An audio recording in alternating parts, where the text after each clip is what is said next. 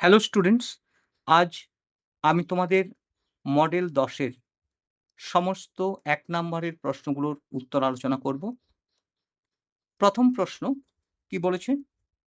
০.০৮১ ৮ এবং ১ এর মাথায় পৌনঃপুন্যিক একে ভগ্নাংশে নিয়ে যেতে হবে। তাহলে আমাকে সামান্য ভগ্নাংশে নিয়ে যেতে হলে কি করতে হবে? না দেখো, দশমিকের পরে যে অঙ্কগুলো আছে তাকে একদম নিরাভরণ রূপ, অর্থাৎ তাদের কোনো পৌনঃপুন্যিক বা দশমিক থাকবে না। এখানে ৮১ হলো। এরপর দেখো, আবৃত্ত অঙ্ক কটি আছে? ২ টি। তাই তার জন্য ২ টো ৯ এবং দশমিকের পরে অনাবৃত অঙ্ক আছে ১ টি, তাই ১ টি ০। কাটাকাটি করলে কি হবে? ৯ ৯ ৮১, ৯ একে ৯, ৯ একে ৯, ০। ৯/১১০। তাহলে উত্তর হচ্ছে কত? ৯/১১০। ১ এর ২। ১ এর ২ কি বলেছে? একটি সুষম ঘনবস্তুর নাম লেখো যার একটি বক্রতল কিন্তু দুটি সমতল। সুষম ঘনবস্তু বলেছে, তাই আমাকে লিখতে হবে লম্ব বৃত্তাকার চোঙ। লম্ব বৃত্তাকার চোঙ। এমনি চোঙ লিখলে সুষম ঘনবস্তু নাও হতে পারে। তাহলে সঠিক উত্তর কি হবে? লম্ব বৃত্তাকার চোঙ। সঠিক উত্তর হবে লম্ব বৃত্তাকার চোঙ। তাহলে এটা হচ্ছে সমতল, এটা হলো সমতল, এটা হলো বক্রতল। তাহলে দুটি সমতল ও একটি বক্রতল। একটি বক্রতল আর দুটি সমতল। এরপর দেখো ১ এর ৩। ১ এর ৩ এ কি বলেছে? দুটি সংখ্যার গুণফল। দুটি সংখ্যার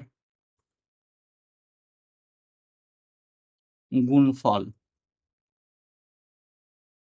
সমান কি? না, সংখ্যা দুটির লসাগু গুণিতক গসাগু। তাহলে দুটি সংখ্যার গুণফল সমান লসাগু গুণিত গসাগু। তাহলে উত্তর হবে লসাগু গুণিতক গসাগু।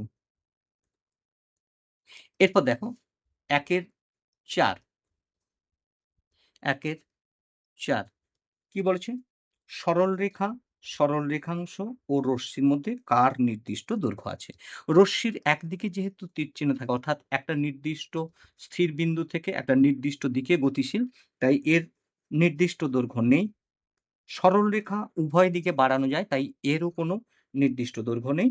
তাহলে সরল রেখাংশের দৈর্ঘ্য হচ্ছে নির্দিষ্ট। তাহলে উত্তর হবে সরল রেখাংশ। সরল রেখাংশ। কি বললাম? সরল রেখাংশের দৈর্ঘ্য নির্দিষ্ট।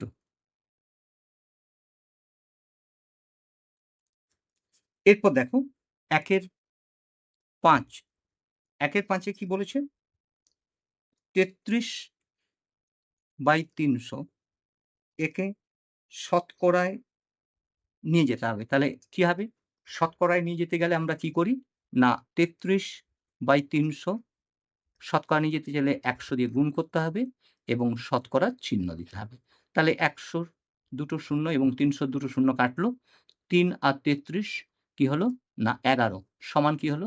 ১১%। তাহলে উত্তর কি হবে? ১১%। ১ এর ৬ কি বলেছে? ২.৩৫৬ মিটার।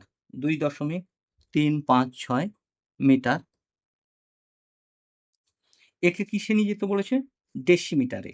তাহলে অর্থাৎ এককে নিয়ে যেতে হবে। তাহলে মিটার থেকে ডেসিমিটার কত? ১ ঘর। অর্থাৎ ২.৩৫৬ গুণিতক ১০। মিটার থেকে ডেসিমিটার গেলে ১০ ডেসিমিটার। ডেসিমিটার। তাহলে কি হবে? দেখো দশমিক বিন্দু ১ ঘর সরবে। ১ ঘর সরলে কি হবে? দশমিক বিন্দু ডান দিকে ১ ঘর সরবে। যেহেতু গুণ আছে তাহলে ৩ আর ৫ এর মাঝে যাবে।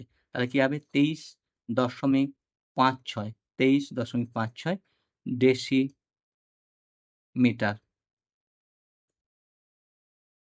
এরপর দেখো ১ এর ৭, ১ এর ৭, ১ এর ৭ এ কি বলেছে? না,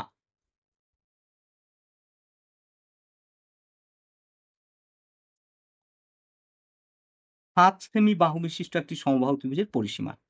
তাহলে সমবাহু ত্রিভুজের পরিসীমা, সমবাহু ত্রিভুজের পরিসীমা। তাহলে সমবাহু ত্রিভুজের পরিসীমার সমান কি হবে?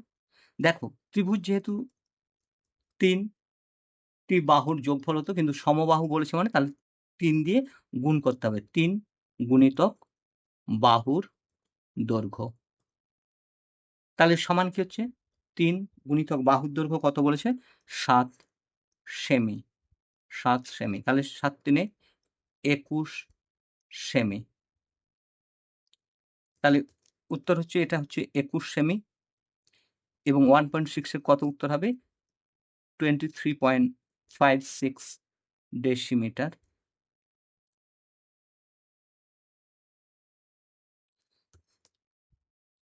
একের ৮ কি বলেছে? ৪৫ এর 20%। আগের মডেলে অঙ্কটি হয়েছে। তাহলে আবার করছি।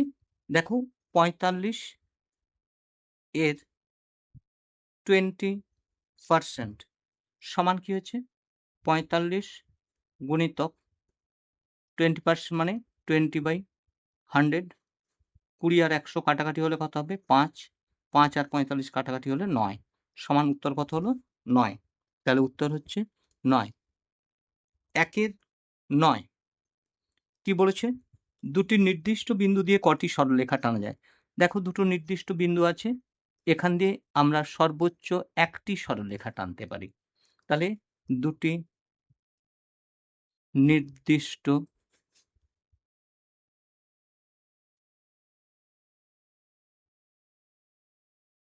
বিন্দু দিয়ে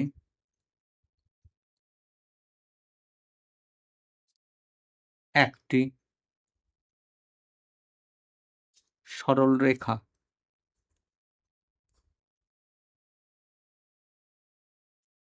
টানতে পারি।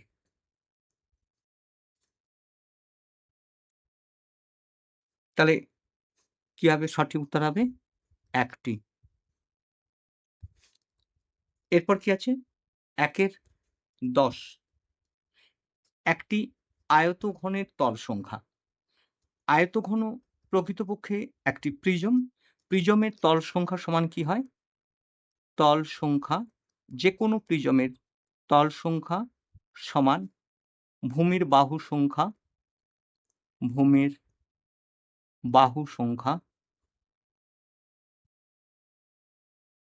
যুক্ত ২। তাহলে